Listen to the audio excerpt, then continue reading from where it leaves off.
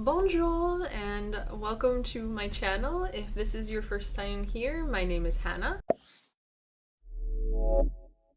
I think this is my first video with my bottom braces now. I'm still kind of getting used to talking with all of this in my mouth, so I'm sorry if I kind of have a lisp or if it sounds like I have something in my mouth. 5 days ago, I finally got my lower braces added and I have bite blocks as well, so like that's as far as I can bite down, so I can't close my mouth all the way.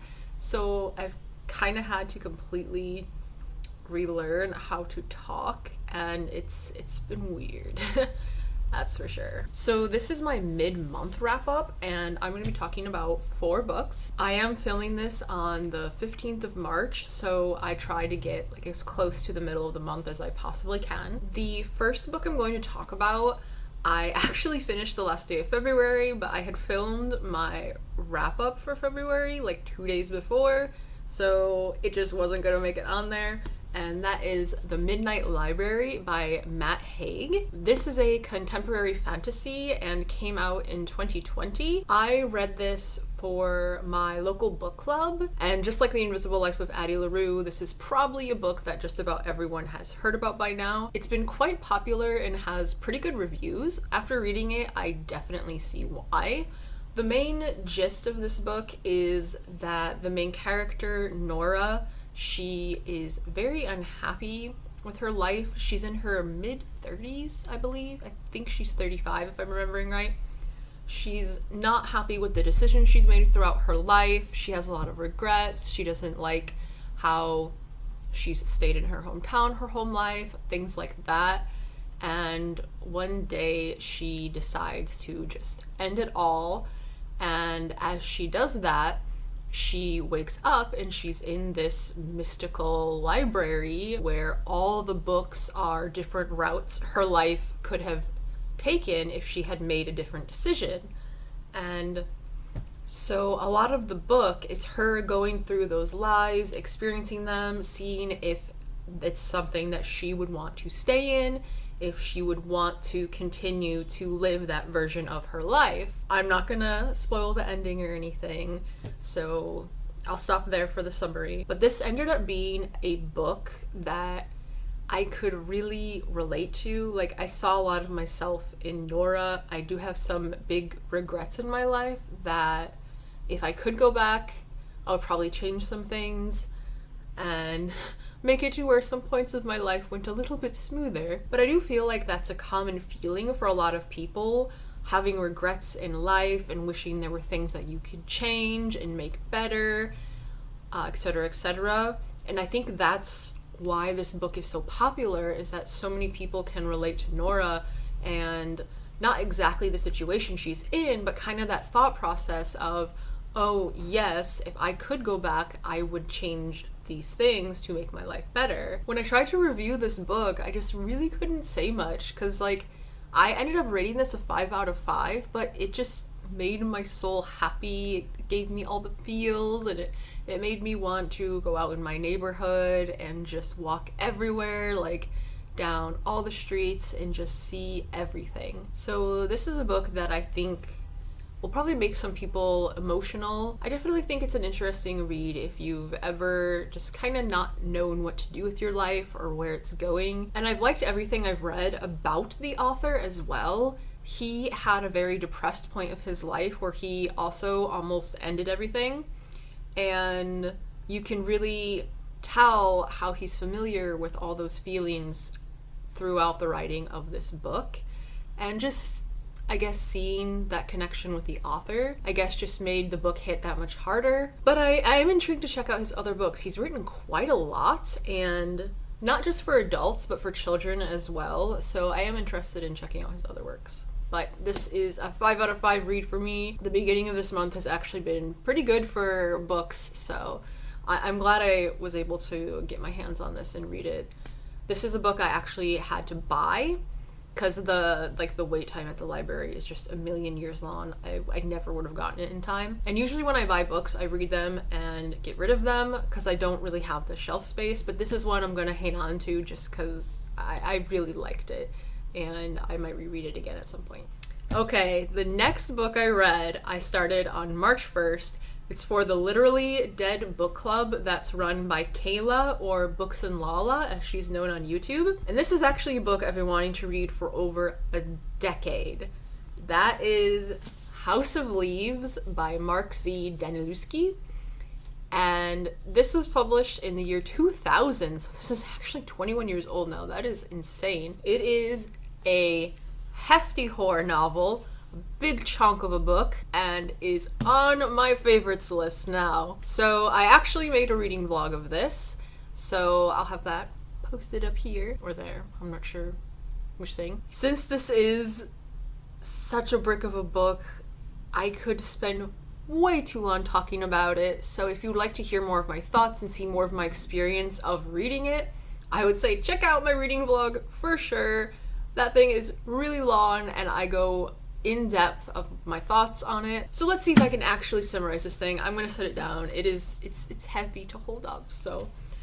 Okay, so an elderly man dies in his apartment. Someone that lives at the apartments brings his friend named Johnny to go check out the guy's apartment. Johnny finds this huge old manuscript in a trunk and takes it home with him. This manuscript is basically like scientifically analyzing this documentary that is about a house that is bigger on the inside and then the outside. Bigger on the inside than it is on the outside. He rewrites this manuscript, essay, scientific paper, whatever label you'd like to put on it, and adds his own edits and footnotes that were maybe missed by the previous writer, or he's inserting his own thoughts into the footnotes and story and things of that nature. That is the main bulk of the book. Depending on the edition that you have, there could be an appendix that is referred to throughout the story, or there's even a section called like exhibits. I think they're like 1 through 6 or something like that. So it is a book where the formatting changes a lot, and you'll be flipping back and forth, going through like the appendixes and things of that nature. For me personally, I could not give a rating to this book. It is essentially a story within a story within a story, and so there's so many layers to it, and the enjoyment for me in each of those intricacies was different, and so I can't really give an overall rating to it. But it did end up on my favorites list, so I think that kind of speaks for itself. Some of my favorite things about this book is just the buildup of dread and anxiety you feel from page 1. It's just such a great buildup, and I could just feel it so much like in my soul. And I had read how some people are just very unsettled by this book, and I can really tell why. I can really feel that. And the other thing is, this book is mainly known for its formatting, how there'll be words that are like upside down, backwards, sideways, words all jumbled together, words spread out over multiple pages, things like that. And I found that very immersive and atmospheric, and some of it was really key to my enjoyment of the story it was telling. It didn't feel as random as I thought it might. It felt very necessary to tell the story and just added a positive aspect to it. I don't think it took away from the story at all. After I finished it, one thing I realized that I thought was kind of interesting is how with this book, the reader can pretty much become life imitating art. Because there's a lot of characters in this book where they're losing their minds, like they're going insane. And you as a reader can kind of do the same if after you read it, you choose to overanalyze the symbolism, the code, go through all the theories that people have come up with surrounding this book. And I chose to just look up a few theories on things that I didn't quite get, but I stopped there because that's when I realized, oh my god, you can pretty much immerse yourself in this book and do like Johnny does, where it just kind of becomes an obsession. And that was another thing that I thought made this book even more interesting, is the after effects of reading it. This really is an icon of the horror genre, and I definitely understand why, though. How this book is written and put together, it's seeing how it all comes together is just, it was perfection for me. Although I do not like Johnny. The next book I read for March is Perestroika in Paris. I'm not sure if it's Perestroika or Perestroika, but it's a Russian word, so forgive me for that. This is an adult fantasy and was published in 2020. So I actually live in Paris and I love horses. I rode horses for over 10 years. So that's pretty much the reason I picked this up. Going into it, I knew it was going to be a story with talking animals.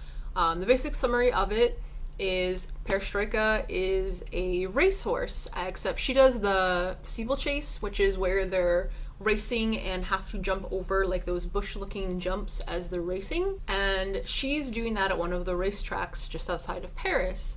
And after the race, she realizes her stall is open, and so she kind of just walks on out and goes into the city, which is how no one saw her. I have no fucking clue. But the book pretty much goes through her adventures, meeting animals, and kind of living on the Champ de Mars for a while.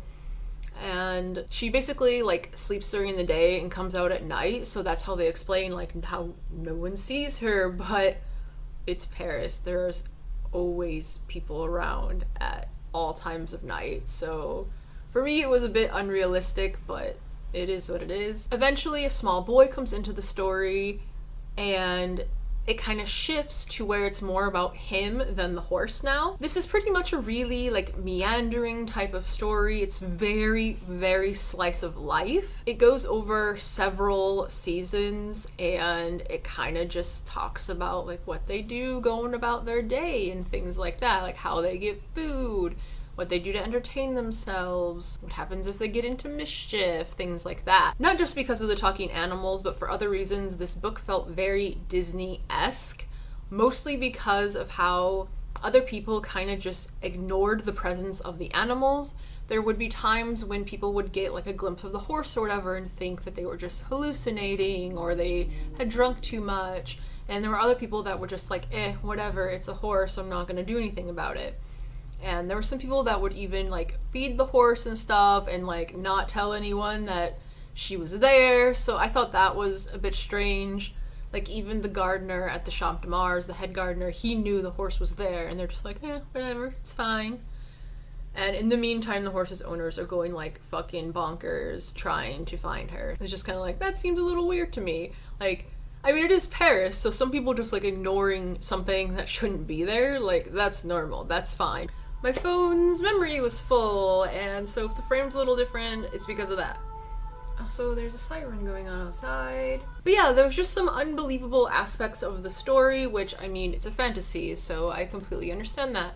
But the ending was also completely unbelievable. Like, there's no way that would happen in real life. So yeah, it was just supposed to be like a happy-go-lucky, kind of nice, slice-of-life story. With living in Paris, it was cool to see like all the references. They talk about all the different streets in the area around the Champ de Mars and shops and stuff a lot. So if you absolutely have no idea about anything in Paris, like there's a map in the front here, which would be really helpful. I think it's in the back too. Yeah. To kind of show all the places the animals go and stuff, which I think is really helpful for people that don't know the city. But yeah, if you're looking for something just relaxing that doesn't exactly really have much of a plot, then this would be for you. Unfortunately, if you're looking for something with a little more substance, this definitely would not be it. Also, this is an adult fantasy, but I think this would also be pretty appropriate for even children, like if they can handle it, like the reading level, if they can handle the reading level, because like there's not really anything bad that happens in here, so that would be my recommendation. I did give this like a 2 to a 2.5 out of 5. The first half was really slow, and I almost DNF'd this actually, because just, like I said, there wasn't any plot. But the second half was actually more interesting once the little boy is introduced, and then there's more going on. So I really enjoyed the second half more than the first, actually. And finally, I just finished this book last night on March 14th. We have We Ride Upon Sticks by Quan Berry. This I had seen Kayla from Books and Lala talk about in several of her videos, so that's why I originally added it to my list, but it's supposed to be about witchcraft, which I am really interested in, and so that's kind of the second reason I picked it up. This book is like sports, historical fiction, fantasy. This also came out in 2020. 3 out of 4 of the books came out in 2020. Goodness, I'm usually not one to read such new books all the time. So this book takes place in Danvers, Massachusetts in the year 1989. It follows an entire floor hockey, I believe is what it's called. Floor hockey team. I hope I'm right there. Field hockey, that's what it is. So it follows a field hockey team over their entire fall season. They're all seniors in high school, so they're all like 17, 18 years old. And it starts with them at a summer camp for their sport. And it kind of talks about how they don't win much, they're a pretty bad team. And one of them kind of stumbles upon this book that suggests some sort of witchcraft to help them with their games. And they all end up signing their name in this book and kind of taking this sort of oath. And voila, they get better. And so the book kind of goes through how they try to perform their magic, how they do in their games. It doesn't go through like each and every game. Sometimes it'll just be like, oh, we beat this game with whatever score. And it also goes into their individual lives. The beginning of the book is actually pretty fast. It gets right into it, which I enjoyed. But then after that, each chapter, and the chapters are pretty long, they focus more on individual characters and their family, how they were raised, how they feel about stuff, what they're doing, things like that. And so there are times where the plot really takes the back seat and it's all this like exposition about these characters. And that's one issue I had with the book, is that this takes place in 1989. It is definitely a love letter to the 80s. It is chock full of references, and like I wouldn't be surprised if there's references in every single paragraph of this book, to be honest. But I was born in 1991. I don't understand everything that's being said in this book. There were some really confusing points because the author uses like lyrics in their sentences and stuff quite a lot, and if I don't know what that's from, I don't really understand like the context and what they're trying to say. So the flow for this book for me was really choppy, because if I got a reference, it could change what that sentence or paragraph means, and everything would feel really smooth, where if I didn't understand the references, I was just kind of like, I don't know what's going on, but I'm just gonna keep reading. So that's one issue, which, I mean, it sucks. Like, I just wasn't born early enough to like get this book like I wanted to, so that was one problem with it for me. Also, there are a fuck ton of characters here. We have the main group, and there's even like a page that like shows all their names and like what position they play in the team and stuff like that. I looked at it before I started reading the book, but I never really had to refer to it after. And like that main group of people, I didn't really have an issue keeping up with and telling who was who. The author also usually says their whole full name. What really sucked is with all the side characters, it was too many names, and then with the parents, the author would interchange using their names and Mr./Mrs. so-and-so. And there's a scene where there's a lot of the parents and a lot of the children all in the same scene, and that made it really confusing to me with that flip-flopping, and it would take me a second to go, wait, who is this? I haven't seen this first name before, like what? So that I didn't like too much. It was just a little too many characters and too much to follow at times. This is definitely more of a coming of age story. The witchcraft really took a back seat, and the plot and everything at the end, and I don't like how the climax of the story was handled. Like I said before, the chapters were really individual to certain characters, and through all that exposition, all of a sudden there would just be a few sentences or a paragraph saying what happened in some event, and it's like, oh, I would have liked hearing more of what happened here, and instead it's just more exposition about the character. And the climax is kind of like that.